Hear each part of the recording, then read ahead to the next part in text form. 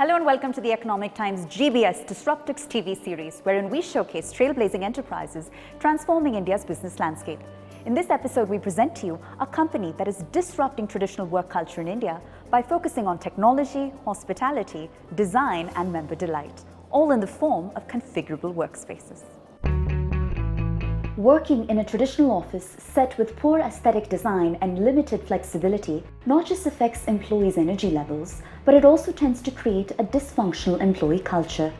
The commercial office space in India was in dire need to be disrupted, and this led to the entry of the smart entrepreneur duo with a smart idea of curating smart office spaces, and they named the company SmartWorks. And indeed, it works.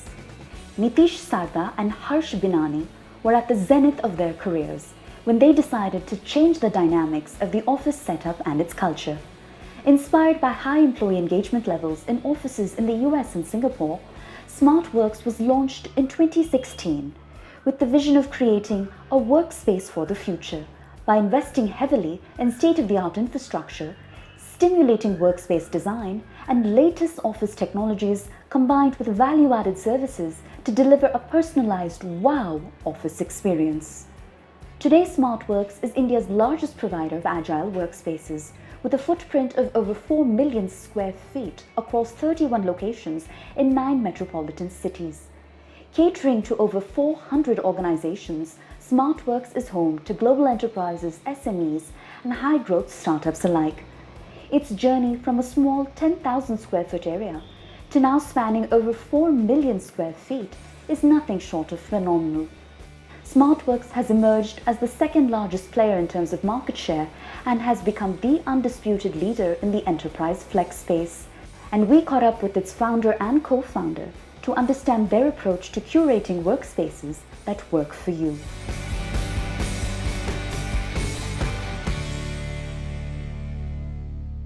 So Nitish, let me kick off the conversation with you. 5 years ago, SmartWorks was just another player in the flex space segment. But today, all of that has changed. It ranks second in its sector with 14% market share. So naturally, my first question to you is, as a company, are you eyeing your number one competitor in the space, WeWork, and looking to displace their position? So for us, what is important is how far we've been able to grow so far. We've grown very quickly to get to the 4+ million square foot that we have under management, and how we're different than most of the other co-working players generically, which is a very competitive landscape, by the way. There are more than 200 players in India itself, right?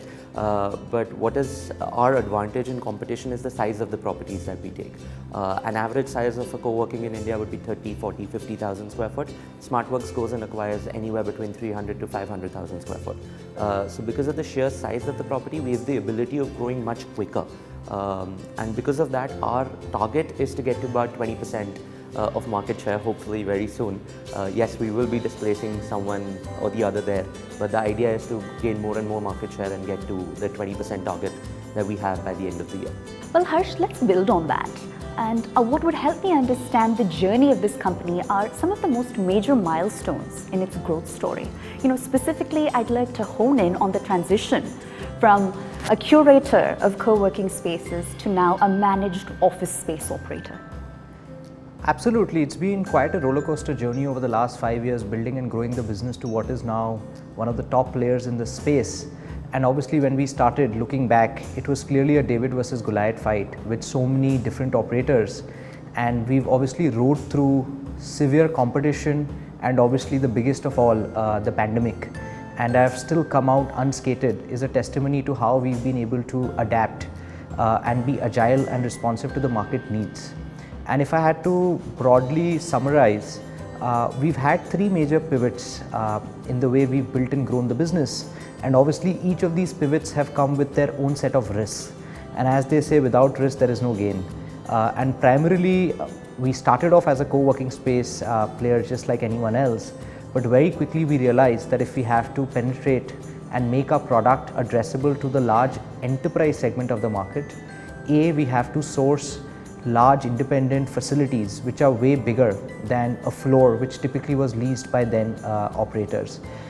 Second, obviously, we focused entirely on the enterprise segment, which now constitutes more than 95% of our entire base, which otherwise co-working has always been interpreted as a product for startups and freelancers. And then finally, we were very bullish on standardizing and ensuring we have a pan-India presence, because in absence of that, office space has always been a very local subject with regional players dominating the landscape. And suddenly here is a player which 5 years back was insignificant and now has very, very meaningfully become a more than 4 million square foot player with a presence across 9 cities, catering to needs of more than 400 plus clients, several of them have multi-city presence with us as well. So that's how the journey has evolved and grown, and I'm sure pandemic will make us evolve and grow even more. We are quite excited about continuing to adapt and evolve. Well, Nitish, curious to hear your views here. What do you believe is the underlying strategy that's enabled SmartWorks to, maintain its relevance in this space and continue to hang on to its leadership position ultimately? Sure. I think one of the things that sets us apart from others when we're competing for a client is the fact that we're trying to create the client's office within our spaces, right? We like to think of ourselves as more of an office experience company rather than just saying that we are any other co-working player. We try to reflect what the clients, understand what the clients really want within their spaces and create that for them in a custom-made solution when we offer that to them in our spaces, right?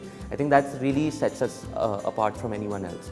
Also, the fact that we are very, very cost conscious. We understand India as a market, people are very price conscious. They want to make sure that they're not paying a premium, significant premium for flexibility. Absolutely. Our mantra is very different. Our idea is we need to be more economical than traditional office spaces. We want to create a product which is there for masses, and with scale we are able to reduce costs significantly. So with keeping that in mind, our focus has always been on reducing cost and giving the customers the best experience that they require within their office space, rather than just focusing on filling up a few seats. And Harsh, you mentioned the pandemic, and the pandemic has obviously placed such a heavy emphasis on contactless technology. How has that at SmartWorks influenced your approach to workspace design? It's often said that there are times where it takes decades for a change to come, and sometimes it takes weeks for a decadal change to happen. And I'm not surprised at all that pandemic has suddenly really evoked in its occupiers the need to use technology. In this form, it's contactless. However, real estate has not adopted technology at the pace the world has adopted. And particularly SmartWorks has ensured over this last year and a half that we've taken the highest safety and preventive measures to our enterprise clients, who obviously follow a lot of global compliances and protocols. And technology has been a major enabler to ensure that we are able to deliver on that promise. Particularly if I think about the proprietary technology that we've developed, starts right from when you enter the SmartWorks premise, where an IoT-enabled visitor management system screens you for your temperature and mass, and throughout all the major touch points, whether it's through access controls which are mobile enabled, to dispensing tea and coffee, which can also happen at a click of a button, to booking your meeting rooms or seats even within your office, everything is powered by technology today at SmartWorks. And obviously our endeavor is to ensure that it is completely contactless. And however, having said that, we've also realized that this also requires a fair amount of education and intervention to make sure that the adoption is quite high. Right. With work from home now becoming the new normal, the pandemic has been a bit of a rough ride for all flex space operators. Yet what's so interesting is that SmartWorks seems to have expanded in the wake of this global crisis. So, how have you essentially not only managed to cater to demand, but experience this surge in demand in the wake of the scenario we find ourselves in now? No, absolutely. So I think what the pandemic has essentially done is, right, while obviously it's accelerated work from home, people have adopted that as another solution for their office spaces. But I think the biggest change that it has done is people now look at flexibility within their workspaces, right? It doesn't mean that almost 100% of your office is going to shift towards work from home, right? Everyone's saying a certain percentage of their office whether it's 10%, 15%, 20%, depending on what you do, is going to shift towards work from home or flexible workspace, right? Where it's not just restricted to work from home, but work from anywhere. You go to the closest smart work center, which you have to your house, so that you don't have to do that entire public commute, or you go 3 to 4 days in a week instead of going to from 5 to 6 days in a week, right? But this physical space requirement is still there. What has really enabled us to grow in the pace that we've been able to during this pandemic is the fact that people now want flexibility. We have come up with an options in which you can get that flexibility from a completely customized solution which is closer to your traditional office space. So to give you an example, one of the things that we tried out and we've rolled out to our customer is flexibility on seats, lock-in on seats, not lock-in on square footage. Right? Which means basically in traditional cases, someone has taken 10,000 square foot, they're locked into that space for the next 5 years. We're saying you take 100 seats with us, but you have the ability of downsizing this 100 seats in one location from 100 to 80 and increasing 20 in a different location. That gives you the flexibility of expanding wherever you want, whether it's through different cities or within a city also within different micro markets. So I think the need of the hour is flexibility, which is why we've been able to sort of grow at the pace despite the pandemic. It's time for a short break, but the Economic Times GBS Disruptx TV series continues on the other side. We'll be right back.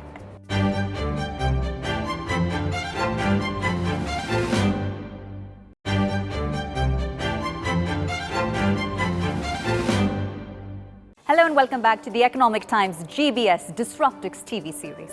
We're in conversation with India's largest workspace provider, SmartWorks.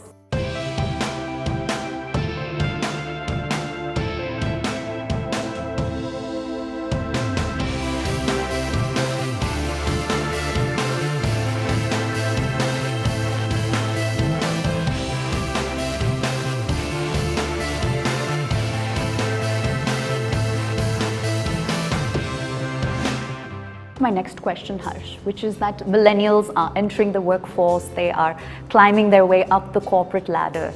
And do you believe that existing traditional office spaces essentially cater to their needs? And how does this in turn influence your optimism or perhaps your skepticism around the future of this sector overall? You know, a question which obviously there is no right or wrong answer, but obviously it is clear that there is a transformation required in how we use our office spaces. And we found in the last few years the level of innovation that you've seen in a traditional office space has not kept pace with the changing requirements of millennials. And why only millennials? There are a lot of individuals who are not in that bracket who also require more adaptability in the system. And that's where suddenly when you see that flexible workspaces, which was almost nothing 5 years back, is now almost accounting for more than 5% of the overall commercial office space, speaks testimony to the impact that the sector has had on the overall commercial office space segment. And particularly we've been at the forefront of ensuring a lot of transformation by bringing on board a lot of large enterprise clients to adopt a concept like this, which otherwise in absence was always confined to the traditional office space. We often joke that, you know, one of the reasons why we've been able to grow so much, and the theme that we followed over the last, year or so, is that the strong has become stronger. But one of the things obviously has been that Nitish has ensured that he's not taken the virus to any of the cities he's gone to and closed a lot of deals. And that has ensured that we've expanded a lot during this entire duration. And if you ask me to take a step back, are we optimistic? I would say we are very, very bullish on the growth of this segment. And at heart, the reasons which made the sector attractive pre-pandemic have become even more attractive now. And also with respect to what millennials want, right? Both of us have had a varied experience. Harsh has been in McKinsey in Chicago for almost 5 years. I was studying in US and then Singapore. Both of us have done our campus visits and all of this. There's a vibe that offices in the West have been able to create, right? Because there are a lot of startup focused offices, and their evolution has been faster than what India has been able to adopt, right? And when you look at the requirements of new age millennials, we would probably fall under that, right? Why not? And essentially our requirement today is not just your workspace and table. We need an entire holistic experience. We want to have all the facilities that we require like gyms, creches, sports zones, all of those things within our spaces, right? It needs to be more interactive. If I'm going to spend 8 to 10 hours of my day, which is almost 1/3 of my day in one space, it needs to give me more than just a desk and a chair, right? It needs to give me everything that I require. So our focus is only on workspace experience. If you look at most of our larger facilities, like the one that we are in currently also, it has a sports park, right? We've got a football court, we've got a cricket net, we've got multiple gaming zones across. So it's not just your workspace experience, but it's also interacting with others. We design the space in a way in which it becomes more and more interactive for everyone who's coming. And if you ask us, I think one of our best parts of the day during the work is actually that 1 over that we are able to bat during the day and ensure that the bowling machine is put to good use, and it suddenly makes you realize that, hey look, why does workplace experience have to be so boring? If I'm able to squeeze in these small breaks and enjoy, I feel so much more productive and refreshed at work. And if you could get that in US, our vision essentially is that why can't we transform it and bring it to India in a much more accessible and affordable form, because we realize once you move out of the Googles and Microsofts of the world, how many offices and campuses do you have here which can actually offer an experience like that? Right, and hard to argue with that. It's been said that a company's workspace is a natural extension of its brand. It's a reflection of the company's ethos. To what extent does that sentiment factor into your client acquisition strategy? Completely. So one of the things that we very quickly pivoted away from, if you look at co-working generally as an option, it's usually prefabbed offices, right? People take up a floor or a part of a building, right? And they create smaller inventories and they let it out. Right. We actually went ahead and did something very opposite to what people usually do. What we did was, we take up individual buildings. We focused on the common areas first, like what we were talking about, your gaming zones, all the experiential things, your cafes, creches, gyms, all of those things in the facility. And then the office inside, we went ahead and said that we'll customize it based on the client that is coming in. For example, we have clients like Samsung sitting with us. Now the Samsung office, when you come in, looks exactly like any other Samsung office would, right? It does not shout out SmartWorks, but it shouts out Samsung, because the company's brand and ethos needs to be reflected within their space. That's how we attract larger tenants to come and say that, yeah, this is a value prop in which those part of my offices which I'm not using on a regular basis and does not have to be dedicated to me, I can have that in the common area. But what is dedicated to me needs to be completely reflect what my brand is. And that's one of the reasons our customer acquisition strategy has also been towards enterprises, because we're customizing the space based on their inputs, their ethos, whatever guidelines that they've set out, because of which they're okay to shift their corporate headquarters or regional headquarters into SmartWorks, thus helping us grow quicker than most of the players in the market. Obviously, in the company's history, there's been a trigger point or perhaps an aha moment that led SmartWorks to shift its focus from startups to large enterprise clients instead. Walk us through the underlying reasoning behind this decision, and how high risk did you view this decision at the time? Our mantra has always been profitability and low cost, and we continue following that curve over the last 4 years. And I would say the aha moment likely has been the fact that a few startups that we dealt with earlier reflected to us that the loyalty factor was not as high, and the price sensitivity was such that we knew that they would move to another operator if they were offered a better price. And frankly, there is not much that you can do to retain that. And at the same time, we also realized that given the ecosystem the way it is, it will take us a very, very long time to make a very sizable, scalable impact per se. And I'm sure Nitish also has a few of his aha moments to share, because it's been a combination that has actually got us. No, absolutely. So I think one of the first aha moments was us when we realized that market was very competitive. By the time we entered, and this was back in 2016, right, closer to about end of 2016, there were already 300 players in the market. When we were doing a competitive landscape, we were saying that there are 300 players. Everyone is focusing on the same segment, which is your startups and SMEs. Why isn't there someone who's focusing on everyone else? We realized, obviously, with the first 10 deals that it's very difficult to crack an enterprise, right? It takes much longer. Startups usually have the decision makers who who usually take decisions in a couple of days, while enterprises usually end up taking that in months. Right, so that life cycle is longer, but that the target addressable market is much bigger. You're talking about India being 750 million square foot of office spaces, 90% plus of which is enterprise. Right, so while 200 players are focusing on the 10%, we said why not focus on the 90% because much bigger. Obviously, there were certain challenges there. It wasn't that easy to start off with, but the initial 10 clients taught us a lot. From then, getting the 11th, 12th, and now the 421st has become much easier. But yeah, the competition was one of the factors that we said that we don't want to do this, let's try something different.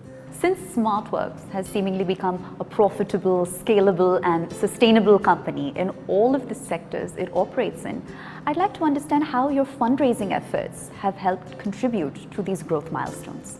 No, absolutely. I think the fact that we were bootstrapped for almost the first 2.5 years of our operations, right, really helped us understand the nitty-gritties of the business better. We understood where is the highest cost factor going in, where are we getting the most amount of margins, and how do we sustain that margins. We were so focused on profitability at that point of time when we bootstrapped, because we knew that growing profitably is the only way in which we could grow, right? Otherwise, every business has a certain constraint. After that, when we were able to achieve that and we grew profitably, we realized that now there are multiple avenues of private equity funds and other venture capitals who are willing to invest into this and hyper grow us from X to 10X, right? That was the aim at that point of time. We raised our first Series A in November 2019 from Keppel Land, Singapore. And since then we've been growing, and obviously had the pandemic not hit, we would have been much larger, and we were on the verge of committing to a lot more properties. But essentially, with how things have been, we're still being able to grow by 20 to 25% last year, and hoping this year we'll be catching up and going from about 4.2 million to about 6.5 to 7 million square foot. How do you envision the company's roadmap evolving going forward? No, so I think what we want to create here is a national footprint across India, get to a critical scale. Our ambition is to get to about 20 to 25 million square foot spread across. We've got certain targeted customers in mind, about 2,500 different enterprises that we know are sitting across India in different locations, and we want to onboard all of them. And then the idea is we should have a collective workforce of about 3 to 3.5 lakh people working out of different SmartWorks offices, right? And to standardize that office experience for everyone. Also, the ambition is that eventually when people are looking at workspace ecosystem, they look at SmartWorks as a go-to solution, right? That's the only solution that you have. And once you're within this ecosystem, you can never get out. Harsh, I'll give you the final word. SmartWorks has clearly made its presence felt as a managed office space operator, but are you now eyeing parallel business lines and perhaps looking to compete in parallel industry verticals? No, absolutely. It's a phenomenal opportunity that we see in the coming decade to build on the managed office solution that we've been able to create. And our larger vision is to create a platform which is able to create a self-fulfilling ecosystem, whether it's facility management or creating a propco which gets into the business of acquiring assets, or largely monetizing a lot of the technology products that we've built across the entire vertical, because we realize that real estate technology is also going to be a major subject going forward. So at this point of time, all I can tell you is that both of us are bubbling with a lot of energy and are raring to go, and we find a lot of energy in creating new ideas and bringing them to life, and this space is giving us enough ideas and opportunities for that. Well, gentlemen, thank you so much for your time, and we wish you and your entire team continued success. Thank you. Thank you so much.